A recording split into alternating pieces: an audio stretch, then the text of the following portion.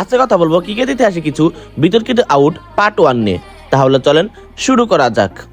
অস্ট্রেলিয়াতে অনুষ্ঠিত হওয়া ইন্ডিয়া এবং অস্ট্রেলিয়ার প্রথম ম্যাচে আম্পায়ার একটা বিতর্কিত আউট দিয়ে দেন, আর এই আউটটা দিয়েছেন হলো কে এল রাহুলকে। যেখানে তো মিচেল স্টার্কের একটি বল কে এল রাহুলের ব্যাটের অনেক পাশ দিয়ে যায় আর একটা এজ লাগার মতো শব্দ আসে, কিন্তু এখানে মেন আম্পায়ার কোনো রিয়াকশনই নেন না, যার ফলে অস্ট্রেলিয়া টিম একটা রিভিউ নিয়ে নেন। আর যখন থার্ড আম্পায়ার সিনে করতে দেখে তখন তো পরিষ্কার এজ মনে হইতেছিল, কিন্তু অন্য সাইড দিকে দেখা যাইতেছিল যে একই সময় রাহুলের ব্যাট প্যাডেও স্পষ্ট করতেছিল, কিন্তু থার্ড আম্পায়ার এটাকে সঠিকভাবে না দেখে কে এল রাহুলকে আউট দিয়ে দেয়।